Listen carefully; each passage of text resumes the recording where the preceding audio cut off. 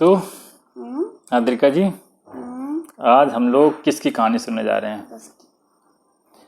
आज हम लोग सुनने जा रहे हैं कहानी एक महान वैज्ञानिक की, जिसे कि अमेरिका का अब तक का सबसे महान वैज्ञानिक कहते हैं। उनका नाम है थॉमस अल्वा एडिसन। ठीक है, ये अमेरिका के वैज्ञानिक थे और 1847 में इनका जन्म हुआ था। 1847 में। और अपने फादर की ये BC तो बहुत पुरानी होगी, अभी अभी की बात है, मॉडर्न युग की बात है। तो 1847 में इनका वो हुआ था, इनका जन्म हुआ था। और अपने पिता की जो है ये 7वीं संतान थे। लेकिन इनके पहले वाले जो इनके भाई बहन पैदा हुए थे वो मर गए थे, तो ये अकेले थे। और इनका जब स्कूल में एडमिशन हुआ तो ये बहुत प्रश्न पूछते थे अपने टीचर से, प्रश्न के ऊपर प्रश्न, प्रश्न के ऊपर प्रश्न। तो टीचर बहुत इनके परेशान हो जाते थे। तो फिर क्या किया, टीचर ने इनको स्कूल से निकाल दिया और इनकी मम्मा से कहा कि हम तुम्हारे बच्चे को नहीं पढ़ा सकते हैं, बहुत प्रश्न पूछता है, आप इसको ले जाइए। तो इनकी मम्मा इनके घर इनको ले आई अपने घर। और तो इन्होंने पूछा हमें स्कूल से क्यों ले आए? तो उन्होंने कहा कि वो जो टीचर हैं तुम्हारे पढ़ाने लायक नहीं है, वो सही से पढ़ा नहीं पाएंगे तुमको, और मैं तुमको पढ़ाऊंगी। तो इनकी मम्मा ने ही इनको इनकी पढ़ाई करवाई। और ये तरह तरह के प्रयोग, बचपन से ही तरह तरह के प्रयोग करते रहते थे। कोई भी चीज़ इनको दिखती थी तो प्रयोग करने में लग जाते थे, जब देखो प्रयोग। एक बार क्या हुआ, इन्होंने एक बतख को देखा कि वो अपने अंडे से रही है, अंडों के ऊपर बैठी है बच्चे पैदा करने के लिए। तो इनको लगा कि तो अंडों के ऊपर किसी को बैठना चाहिए, कोई भी बैठ जाएगा तो बच्चे निकल आएंगे। तो क्या किया, इन्होंने अंडा इकट्ठा किया और उनके ऊपर बैठ गए और अंडे सब टूट गए। फिर इनके दिमाग में आया कि देखो चिड़ियाँ कैसे उड़ती हैं। तो देखा कि चिड़ियाँ जो है कीट पतंगे खाती हैं। तो उन्होंने क्या किया, खूब सारे कीट पतंगे इकट्ठा किए और उनको पीस डाला और पीस का एक घोल बना लिया। और फिर इनकी नौकरानी की एक लड़की थी, उससे कहा कि तुम उड़ना चाहती हो चिड़ियों जैसा? उसने कहा हाँ उड़ना चाहती हूँ। तो उन्होंने कहा ये घोल पी लो और तुम उड़ने लगोगी। तो उन्होंने वो घोल उस लड़की को पिला दिया कि ये उड़ने लगेगी, और वो बीमार हो गई और इनको बहुत डांट पड़ी। इस तरह ये हमेशा कुछ न कुछ प्रयोग ही करते रहते थे। फिर क्या हुआ, जब ये थोड़े बड़े हुए तो उन्होंने ट्रेन में लगभग 14-15 साल के रहे होंगे, 13-14 साल के। तो ट्रेन में अखबार बेचना और वहाँ टॉफ़ी बेचना, कैंडी बेचना, इसकी नौकरी कर ली उन्होंने ट्रेन में। और वहीं ट्रेन में सब अखबार और ये सब कैंडी वगैरह बेचते थे। फिर कुछ पैसा मिला तो वहीं इन्होंने ट्रेन में क्या हुआ, एक छोटी सी लैब बना ली। तो जब समय मिलता था तब तो प्रयोग करते थे लैब में वहीं। एक बार क्या हुआ कि गलती से कोई केमिकल लुढ़क गया इनके लैब से। केमिकल लुढ़क गया तो उसमें कंपार्टमेंट में आग लग गई। अब आग लग गई तो ट्रेन कंडक्टर आया।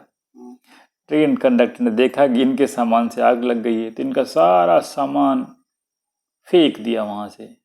और इनके भी 2 थप्पड़ मारे, इतना तेज से थप्पड़ मारा कि इनको सुनाई देना बंद हो गया कान से, और इनको भी वहाँ से फेंक दिया। इस तरह ये वहाँ से निकाल दिए गए। फिर क्या हुआ, एक दिन जो है जा रहे थे, एक छोटी सी बच्ची थी 3 साल की, वो का नाम था जिमी मैकेंजी। तो वो ट्रेन के ट्रैक में चल रही थी, ट्रेन आ रही थी, तो उन्होंने उसको जल्दी से बचा लिया, छोटी बच्ची को। तो उसके पापा वहाँ स्टेशन में बड़े अधिकारी थे, तो उनके पापा ने इनको एक टेलीग्राफ ऑपरेटर की नौकरी दिलवा दी। पहले टेलीफोन नहीं हुआ करता था, मोबाइल नहीं हुआ करते थे। एक जगह से दूसरी जगह टेलीग्राफ एक मशीन होती थी, उससे संदेश भेजे जाते थे। उसमें एक बटन लगी होती थी, तो टिक टिक टिक टिक करते थे, तो उधर उसी तरह टिक टिक टिक करके उधर वो प्रिंट होता था। फिर वो जो पॉइंट प्रिंट होते थे उनको देखकर मतलब समझा जाता था कि ये इसका मतलब क्या है। तो वो अरे जैसे मतलब एक बिंदु है तो क्या मतलब है, दो है तो क्या है, इतना दूर पे है तो क्या, इस तरह अलग अलग पॉइंट्स का अलग अलग मतलब रहता था। तो वही चलाने का इनको नौकरी मिल गई रेलवे में, और इन्होंने कुछ दिन उसमें नौकरी किया और खूब सीखा। फिर वहाँ एक बड़ी कंपनी थी वेस्टर्न यूनियन, तो वेस्टर्न यूनियन कंपनी में इनको नौकरी मिल गई। फिर तो उन्होंने उनके मालिक से कहा कि हमें रात में ड्यूटी दीजिए। रात में इसलिए करना चाहते थे नौकरी कि रात में काम कम होगा तो मुझे अपना एक्सपेरिमेंट करने का काम समय मिल जाएगा। तो वहाँ भी इन्होंने चुपके से एक लैब लगा लिया, तो रात में काम करते थे, जितना समय बचता था तो उसमें क्या है कि वो लैब में एक्सपेरिमेंट करते थे। एक दिन क्या हुआ, एक एसिड की बोतल टूट गई और एसिड इनके जो बॉस था उसकी मेज के नीचे सब लुढ़क गया और उसका सब खराब कर दिया। तो अगले दिन बॉस ने देखा कि ये तो एसिड ही इन्होंने लुढ़का दिया है, तो इनको नौकरी से निकाल दिया। अब वहाँ से भी नौकरी से निकाल दिए गए। तो फिर इन्होंने क्या किया, टेलीग्राफ ऑपरेटर तो थे ही, टेलीग्राफ चलाना जानते थे, तो ऑटोमेटिक टेलीग्राफ भेजने की इन्होंने एक मशीन बनाई। फिर एक मशीन का आविष्कार किया, और जब मशीन का आविष्कार किया तो फिर उसी कंपनी को, जो वेस्टर्न यूनियन कंपनी थी, उसको $40,000 में वो मशीन बेची। और उस समय $40,000 बहुत पैसा होता था उस जमाने में। तो उस पैसे से इन्होंने एक बहुत बड़ी बढ़िया एक प्रयोगशाला इस्टेब्लिश किया। मेलनो पार्क एक जगह थी, वहाँ पर एक बहुत अच्छी आधुनिक प्रयोगशाला, और उसमें तमाम साइंटिस्ट, इंजीनियर, वैज्ञानिक उन्होंने पैसे पर रखे काम करने के लिए, और वहाँ पर शुरू कर दिया काम नई नई खोजों का। फिर क्या हुआ, एक दिन इन्होंने एक यंत्र बनाया। पहले आवाज को रिकॉर्ड करने का कोई यंत्र नहीं था। अब तो कहीं भी आप मोबाइल में रिकॉर्ड कर लो, कहीं भी रिकॉर्ड कर लो। पहले आवाज रिकॉर्ड नहीं होती थी, तो आवाज को रिकॉर्ड करने का उन्होंने यंत्र बनाया। उसका नाम दिया इन्होंने फोनोग्राफ। और पहला गाना कौन सा रिकॉर्ड किया था इन्होंने, Mary had a little lamb, Mary had a little lamb. ये गाना एडिसन जी ने खुद गाया, उसको रिकॉर्ड किया, और जब उन्होंने उसको प्ले किया तो वो बोलने लगा वैसे ही। तो इस तरह इन्होंने फोनोग्राफ का आविष्कार किया। और फोनोग्राफ का जब आविष्कार किया तो इसकी मशीनें बहुत बिकी, पूरे यूरोप में बहुत मशीनें बिकी, और इनको खूब सारा पैसा मिला। फिर क्या किया, इन्होंने बिजली का बल्ब बनाया। पहले बिजली का बल्ब नहीं होता था, पहले तो कैंडल से लोग, जो मोमबत्ती थी उसी से वो लोग उजेला करते थे। तो फिर क्या हुआ, बिजली का बल्ब बनाया, और उन्होंने कहा कि बिजली के बल्ब को मैं इतना सस्ता कर दूंगा कि अब सिर्फ अमीर लोग ही जो है कैंडल जलाएंगे, गरीब लोग सब बिजली के बल्ब जलाएंगे। और उन्होंने बिजली का बल्ब बनाया, और एक जगह उन्होंने न्यूयॉर्क में एक जगह थी मैनहट्टन आइलैंड में, उसमें काफ़ी दूर उन्होंने बहुत सारे बिजली के बल्ब लगाए। और वहाँ एक पहला, जो अमेरिका का पहला जो पावर हाउस था बिजली बनाने का, वो उन्होंने स्थापित किया। इसके बाद कुछ दिन बाद इन्होंने अपनी प्रयोगशाला में एक और बहुत अच्छा यंत्र बनाया। वो था मोशन पिक्चर कैमरा। जो पिक्चर चलती है ना, पहले ऐसे पिक्चर चलाने, कोई रिकॉर्ड करने कोई सिस्टम ही नहीं था, तो उन्होंने एक ऐसा कैमरा बनाया जिससे वीडियो जिसमें रिकॉर्ड होता था और पिक्चर दिखाई जाती थी।